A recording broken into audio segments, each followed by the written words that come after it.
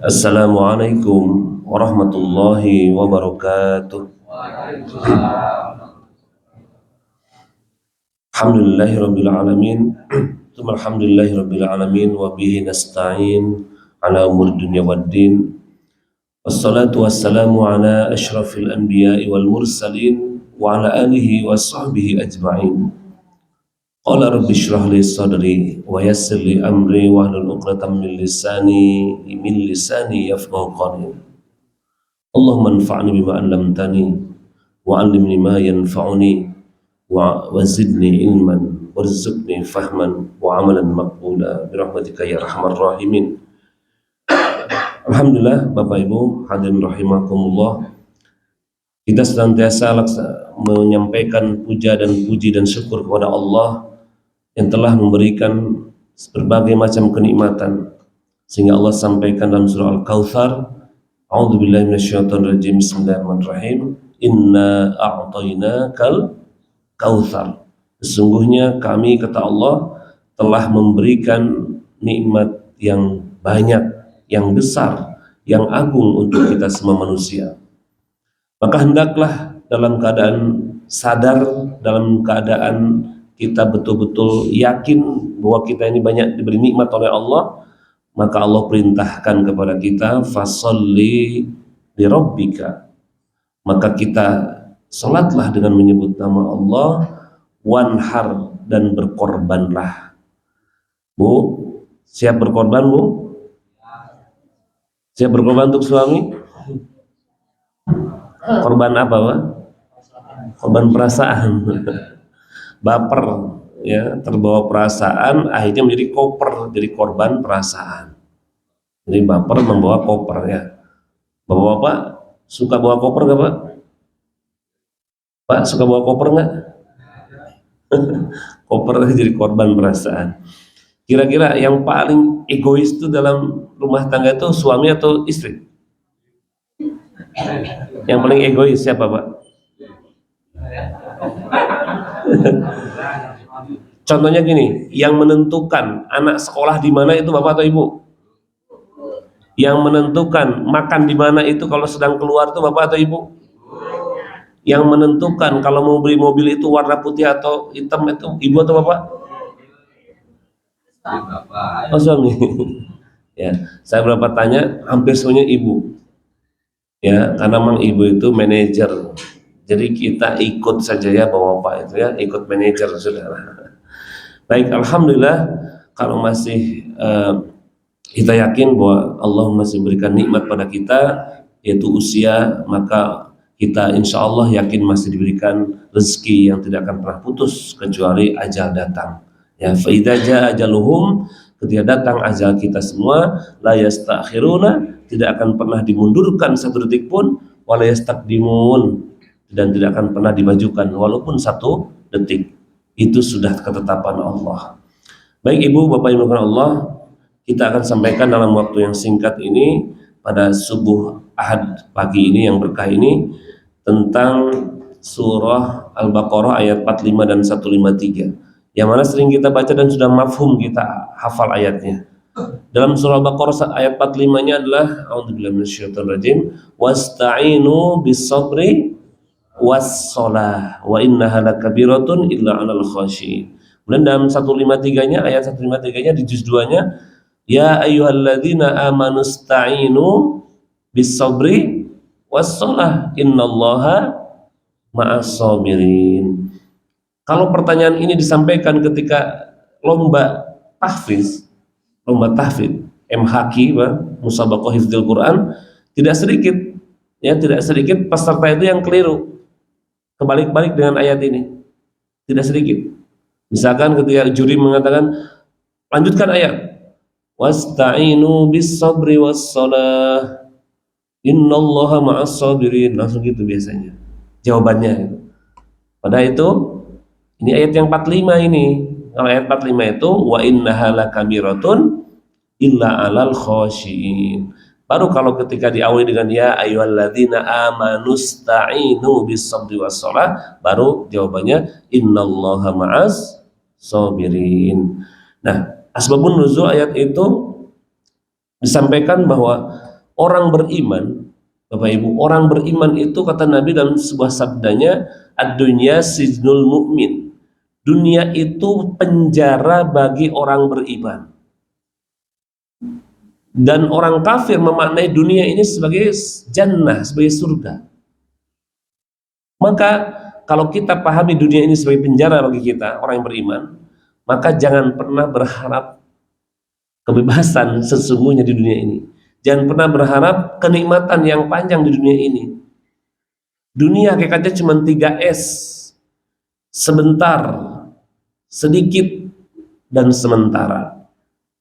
Siapapun yang banyak hartanya di dunia, siapapun yang tinggi jabatannya di dunia, dia cuma sebentar. Dia cuma sementara dan cuma sedikit saja.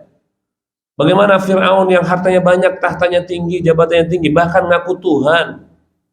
Faqala ana rabbukumul a'la, sampaikanlah aku ini Tuhan yang tinggi, a'la, melampaui Allah, mau menyaingi Allah. Allah punya sifat a'la ya tinggi. Ini Fir'aun ngaku nih, ngaku Tuhan nih. Sedolim-dolimnya manusia yang sudah mengaku Tuhan nih, Fir'aun. Tapi apa ujungnya? Ujungnya mati, ditenggelamkan, mati oleh air yang konon air itu bermanfaat bagi manusia. Kita butuh air, butuh minum, tapi air itu menenggelamkan Fir'aun. Cukup Allah hadirkan, cukup Allah utus makhluk-makhluk Allah yang dikira kita lemah. Kita butuh angin sepoi-sepoi, tapi banyak umat-umat Nabi terdahulu mati gara-gara angin puting beliung, ya. Air bah, banjir Nabi Nuh. Jadi dulu itu orang-orang terdahulu, umat-umat terdahulu yang membangkang kepada Allah, Bapak Ibu, langsung tokcer Allah, ya Allah azab. Ketika dia membangkang, azab. Kaum Sodom, cewek sama cewek, cowok sama cowok senang, laki sama laki, dihabiskan. Kaum Nabi Lut, kaum Tsamud, ya, kaum Nabi Hud, semua Pak rata. Kaum Nabi Ismail diratakan. Membangkang sedikit, rata, gitu. Zaman dulu. Maka hari ini tidak. Ini adalah keutamaan umat Nabi Muhammad Sallallahu Alaihi Wasallam. Bu, harus bersyukur, Bu. Umat Nabi Muhammad itu ditangguhkan. Hari ini orang masih berbuat dosa itu masih aman dan nyaman saja. Aman aja dari gangguan, dari bala musibah itu rasanya aman berbuat dosa. Karena apa? Allah Maha Sabur. Ketika Asmaul Husna yang terakhir yang kita pahami 99 itu diawali dengan Allah Ar-Rahman Ar-Rahim Al-Malik Al-Qudus As-Salam Al-Mu'min Al-Mu'min Al-Aziz Jabbar, dan di akhir As-Sabur, yaitu apa? Allah Maha Sabar. Sabar menunggu hamba-hambanya bertobat. Allah. Jadi Allah saja Maha Sabar menunggu hamba-hambanya bertobat. Masa kita nggak sabar? Maka dalam konteks ini Bapak Ibu, Asbabun Nuzul ayat 45 153 itu bahwa manusia itu akan menghadapi dua tekanan, satu dari luar, dua dari dalam. Tekanan apa? Tekanan hidup, ujian hidup, rasa kecewa, masalah ekonomi, masalah keluarga, peperangan, rasa takut, kehilangan, dan beratnya perjuangan dakwah itu ujian. Karena manusia, karena orang beriman di dunia ini dianggap sebagai di penjara. Kalau di penjara itu kita di dunia ini kita terbatas waktu, kita diarahkan oleh Allah, diatur oleh Allah, nggak boleh begini, nggak boleh begitu. Itu kan tawanan begitu. Tawanan tuh ada aturan mainnya, ada SOP-nya. Nggak boleh seenaknya keluar, nggak. Kalaupun keluar di antara lapas, di lembaga pemasyarakatan paling cuma keluar dikit-dikit, balik lagi ke kerangkeng. Itu kan ilustrasi di penjara. Walaupun saya belum pernah di penjara, naudzubillah waliyadzubillah. Tapi Bapak Ibu pasti kan sudah paham. Para tahanan di penjara itu hidupnya kan terbatas, betul nggak? Itulah orang beriman di dunia itu terbatas hidup ini. Terbatas kita ini, dibatasi oleh aturan syariat. Ada halal, ada haram, ada wajib, ada sunnah, ada makruh, ada mubah. Itu batasan kita hari ini. Dan itu hukum syariat untuk orang-orang mukallaf, untuk orang-orang yang berakal dan beriman kepada Allah, yang sudah balik, akhir balik, maka disebut dengan mukallaf. Ada 5 hukum syariat. wajib, sunnah, mubah, makruh, haram. Tapi hakikatnya cuma 3. 1 perintah, 2 boleh, 3 larangan. Karena perintah itu semuanya wajib asal mulanya. Tapi karena manusia itu tidak semuanya kuat, lemah, maka ada perintah yang bersifat sunnah. Dan larangan sifatnya wajib, larangan sifatnya sunnah, haram sebenarnya. Tapi karena manusia juga lemah dalam meninggalkan maksiat, maka Allah berikan kemudahan, yaitu ada sifatnya makruh. Makruh itu larangan, tapi sifatnya masih agak rendah. Tapi sebaik-baik orang yang menjaga sunnah dan meninggalkan makruh. Maka kita bahas kepada ayat itu, wasta'inu bis sabri was shalah. Jadikan sabar dan sholat sebagai penolong. Sabar yang seperti apa? Imam Nawawi mengatakan, juga dan para ulama mengatakan, sabar itu ada 3 tahap. 1, sabar ketika bapak ibu menghadapi musibah. Bapak dapat musibah, ibu dapat musibah, sabar. Itu baru tahap pertama. Sabar yang kedua, sabar ketika meninggalkan dosa. Meninggalkan dosa itu harus punya kesabaran, Bu, Pak. Walaupun diajak sedemikian rupa oleh orang-orang, oleh teman-teman, ayo, apa, berbuat dosa, tapi kita menahan diri, itu namanya sabar. Sabar dalam meninggalkan dosa. Mau ngomong-ngomong, mau gibah sama orang lain, mau fitnah, ditahan mulut ini, itu sabar. Sabar dalam meninggalkan dosa. Dan yang ketiga, sabar dalam ketaatan. Sabar dalam ketaatan. Ini sabar yang ketiga. Di antara yang ketiga ini ditanyakan kepada para ulama, ya Syekh, mana yang paling tinggi derajat sabar itu? Mana yang paling tinggi? Sabar menghadapi musibah, sabar meninggalkan dosa, sabar melaksanakan ketaatan. Mana yang paling tinggi, Pak?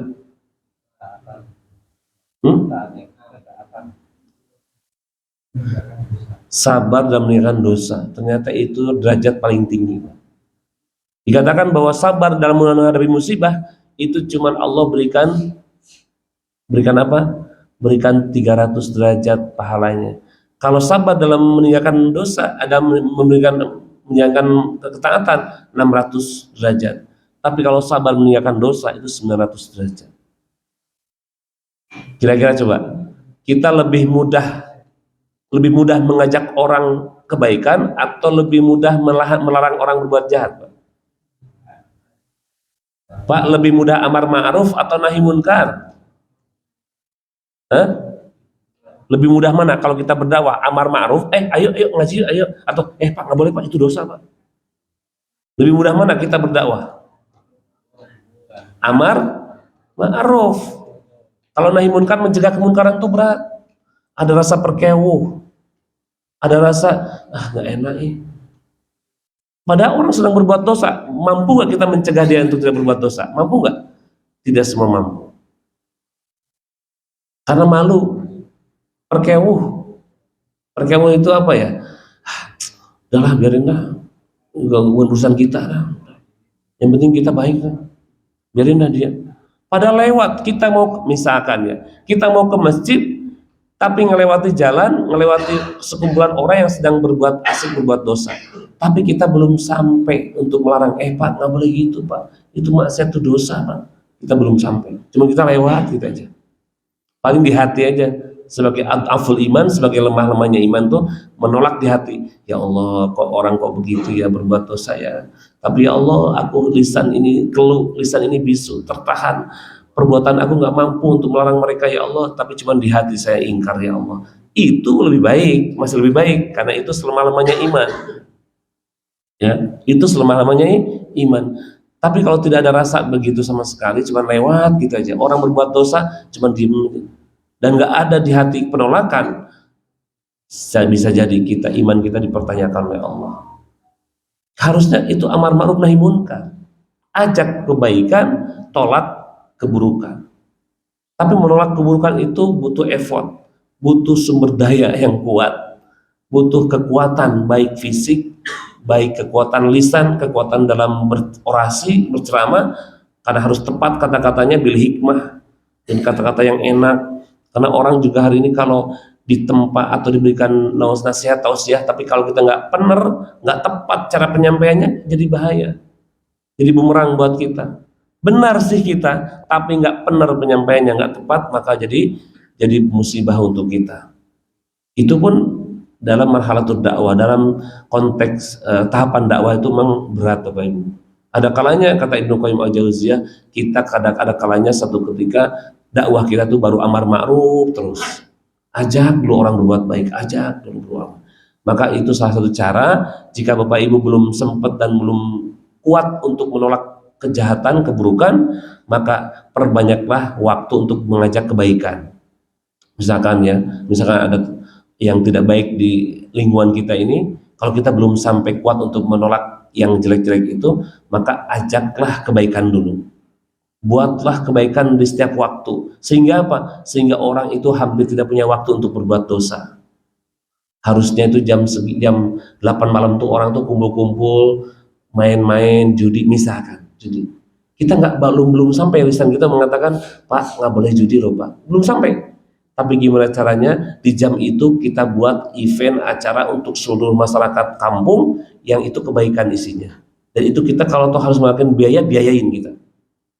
Contohnya apa? Dibuatlah satu event yang semua orang bisa dapat apa? Mungkin bazar, mungkin bagi-bagi sembako. Yang minimal orang kumpul, sehingga apa? Sehingga celah untuk dia berbuat dosa di malam itu tuh di saat itu nggak ada. Celah dia untuk berbuat dosa kumpul-kumpul tuh nggak ada. Karena apa? Karena kumpul di tempat lain untuk dibagi sesuatu, mungkin dibagi hadiah, bagi sembako misal. Itu baru amar ma'ruf dulu. Perbanyak kebaikan-kebaikan sehingga menutup celah kejelekan. Karena apa? Karena nahi munkarnya kita belum sampai hati. Kita belum sampai kata-kata untuk menolak kejahatan tuh belum berani. Perkewuh tadi. Ya. Insya Allah dengan begitu niatan kita, leveling kita, dakwah kita baru amar ma'ruf. Tapi amar ma'ruf yang maksimal. Perbanyak waktu, sibukkan waktu untuk berbuat kebaikan. Atau celah berbuat kebaikan itu diperbanyak. Sehingga apa? Sehingga celah untuk berbuat dosa itu sempit. Atau kalau ada pun udah waktunya udah habis, udah mepet. Aduh, udah tinggal jam 11 malam nih, masa mau main lagi? Karena udah habis waktunya. Tadi ada acara kampung bareng-bareng misalkan, gotong royong atau acara apalah yang menarik kita cari. Nah, itu contohnya ya. Nah, baik, kembali kepada ayat tadi bahwa sabar dan sholat ini jadikan penolong. Ujian-ujian itu datang dari luar tubuh kita sebagai tekanan hidup, tekanan sosial, dan datang dari kegelisahan diri kita. Maka Allah menyiapkan dua cara. Bapak Ibu, jika Bapak Ibu menghadapi masalah dari luar, maka kekuatan utama itu sabar. Tapi jika menghadapi masalah dari dalam, yaitu kegelisahan hati, gundah gulana, maka Allah berikan perbanyaklah sholat. Bu, Ibu sering gelisah nggak Bu? Sering gelisah nggak Bu? Bapak sering khawatir nggak Pak? Khawatir dalam diri sering nggak? Khawatirkan apa? Bojon. Istrinya mengkhawatirkan suaminya, suaminya mengkhawatirkan istrinya, mengkhawatirkan. Iya ya.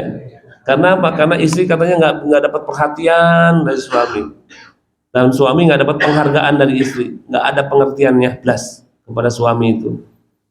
Semuanya salah suami pokoknya. Ya memang, karena semuanya salah laki-laki. Laki-laki itu harus di gerbong depan dan gerbong belakang kalau naik kereta. Supaya apa? Kalau kita tabrakan, yang pertama kali itu laki-laki dulu. Supaya gitu, laki-laki memang digunakan untuk berkorban. Perempuan mah di tengah. Kesalahan ini katanya. Tidak Pak, tidak ya. Memang hakikatnya begitu. Laki-laki kawam pemimpin. Iya udah depan, paling depan. Garda terdepan laki-laki dulu. Ya. Nah, ujian datang dari luar, maka perbanyak atau perkuat sabar. Ujian datang dari dalam diri, kegelisahan, perkuat ketakwaan dengan sholat. Ini dua cara oleh Allah. Allah sudah berikan kita cara, solusi. Masalah ekonomi ditekan dari luar nih, banyak orang yang mau menghujat, orang yang mau jelekin dia, itu dari luar semua Pak. Maka perbanyak sabar. Sabar itu apa? Tarkus syakwa li ghairillah, meninggalkan omong-omong kepada selain Allah. meninggalkan curhat-curhat yang nggak penting, meninggalkan kata-kata. Maka sabar yang level awal, level dasar itu adalah pokoknya puasanya lisan, puasanya lisan. Oh, itu sabar. Sabar itu cuma menang, Mas, loro Mas, sakit Mas, padahal sakit gigi, tapi nggak. Nah, gitu. Karena kata Imam Ahmad, khawatir rangan, khawatir rintihan, khawatir ya, khawatir rintihan ketika kita sakit itu adalah menolak takdirnya Allah. Berarti kita khawatir tidak ridho dengan takdir Allah, itu kita mengeluh. Jadinya nanti dosa di hari kiamat. Maka tahan.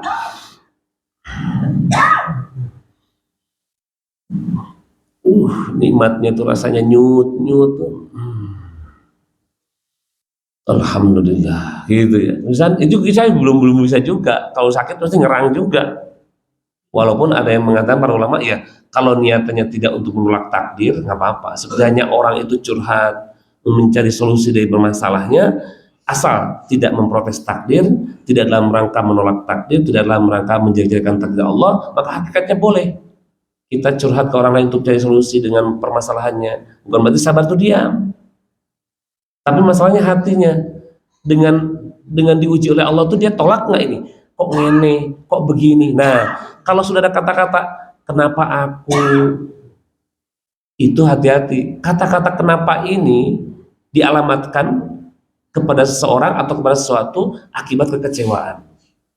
Maka jika kita di ujian musibah oleh Allah dan kita mengatakan kenapa kok begini, kenapa aku ya Allah, aku kan sudah sholat terus, aku sering ngaji, aku sering sedekah loh, kenapa aku masih begini? Nah, ketika kata-kata kenapa itu dialamatkan ke Allah, itu adalah mulai indikasi kata-kata kekecewaan. Dan kalau kata-kata kekecewaan itu berarti seolah kita menolak takdir Allah. Nah, itu bahaya. Nah, itu yang nggak bolehnya. Ya, maka ketika tarkus syakwa, ketika sabar itu tarkus syakwa, meninggalkan omong-omong. Bapak jika punya masalah, punya apa tuh, memang apa yang terbaik itu diam dulu. Yaitu pada pukulan pertama sabar itu, diam dulu. Mungkin 1, 2, kan ada latihannya. Latihan untuk sabar ada latihannya. Minimal Bapak Ibu ketika mendapatkan sesuatu yang nggak nyaman, nggak enak, Bapak Ibu jangan langsung berkomentar. Tahan dulu sekitar minimal tercepat 10 detik tercepat itu minimal. Bapak dapat masalah tuh, pada pukulan pertama dia sabar, as-sabru inda sodmatil ula, maka tahan 10 detik, jangan omong-omong dulu, itu paling minimal begitu. Jangan ketika datang masalah, oh apa saya nggak terima, kan gitu. Itu respon cepat kita karena ego kita biasanya. Kalau dihina, diapa kan nggak terima diri kita, maka kita menentang. Nah, untuk belajar sabar itu kita tahan dulu, minimal 10 detik. 1, 2, 3, 4, 5, 6, 7. Tahan tarik nafas. Baru kita, oh kenapa ya aku dimarahinnya? Kenapa aku begini? Kenapa aku dapat ini? Baru kita bicara. Kata-kata kenapa itu bukan ke Allah, tapi kealamatan ke diri. Mungkin saya. Ya, tadi kata para imam itu, Imam Nawawi mengatakan dalam kitab Nasihatul Ibad, banyak dalam kitab-kitabnya itu, kalau ada suatu dosa atau suatu musibah menghadapi kita, maka kita harus suudzon pada diri sendiri. Suudzonnya pada diri sendiri. Jangan-jangan kita tadi yang keliru memang. Jangan-jangan tadi saya yang salah langkah. Jangan-jangan tadi yang salah bicara, saya yang begini. Jangan-jangan. Itu dulu, suudzon pada diri dulu. Jangan suudzon ke orang lain. Ini gara-gara Ustaz, usaha saya jadi macet Ustaz, gara-gara itu loh. Misalkan Mas Endut ya, usaha bengkelnya macet gara-gara itu loh, bengkel baru buat tuh. Dia tuh nggak suka sama saya Ustaz. Loh kok bisa tahu itu? Dari mana? Memang gitu, kata orang-orang gitu, nggak suka sama saya. Usaha saya dihentikan, jadi ditutup. Kemarin saya baru ke orang juga ya, orang yang jual soto di Sukoharjo, terbesar lah. Itu sama juga gitu. Tapi saya bilang jangan. Ya Ustaz, saya tidak merasa bahwa ini disaingi, tidak merasa ini jadi ditutup pintu rezekinya, tidak. Ya jangan Bu, Pak, saya bilang jangan. Jangan pernah merasakan itu, jangan pernah berkata orang itu yang membuat ini, jangan. Akibat yang terjadi pada diri kita itu, jadi pada kita ini, insya Allah itu akibat tangan kita sendiri. Ya, ada dalam surah Asy-Syura ya ayat 30, wa ma asabakum min musibah illa maka sabat aidikum. Jadi tidaklah musibah itu datang kepada kita melainkan akibat tangan kita sendiri yang melakukannya. Dan itu adalah rahmat Allah Bapak Ibu. Jika hari ini kita diberikan balasan keburukan atas kejelekan kita, ada azab atau ada musibah pada kita, itu akibat kita berbuat dosa, hakikatnya Allah sayang kepada kita. Supaya apa? Supaya di dunia kita dibalas langsung, nanti di akhirat kita langsung surga. Tidak diberikan istidraj, diululu, dibaik-baikin dulu di dunia, dienak-enakin di dunia, tapi di akhirat nanti jelek neraka. Naudzubillah. Maka kalau kita di dunia ini masih diberikan musibah-musibah oleh Allah, ya itu adalah perhatian Allah untuk kita. Itulah rasa sayang Allah untuk kita. Supaya kita apa? Supaya kita menyebut selalu namanya Allah. Karena kebanyakan orang 90% ingat Allah jika sedang dalam musibah. Jika sedang dalam sedih baru ya Allah, ya Allah. Itu manusia begitu. Ketika kita dapat musibah, dapat kesempitan, maka refleks lisan kita tuh ngomong ya Allah. Coba Bapak Ibu ketika sakit, yang disebut nama Allah kan, ya Allah, sembuhkan saya, ya Allah. Gitu. Maka ketika musibah itu datang, pahami bahwa ini kasih sayang Allah. Supaya kita sering menyebut namanya Allah. Karena apa? Kalau sedang sehat, kita lupa. Kalau sedang sehat lupa nama Allah. Zikir aja enggak. Sehat badan, kerja kemana-mana. Jarang menyebut ya Allah, ya jarang. Seolah begitu. Maka ketika Allah berikan kita sakit, musibah, maka itulah kasih sayang Allah. Memahami makna ini. Ada hikmah di balik musibah. Ada rasa cinta, ada pesan cinta di balik musibah itu. Apa? Yaitu Allah menginginkan kita baik supaya kita terus menyebut asmanya Allah. Nah, maka sabar itu 3 tahap tadi Bapak Ibu. Sabar dalam musibah itu sabar level bawah. Musibah itu level bawah sabarnya. Sabar dalam ketaatan ini berat.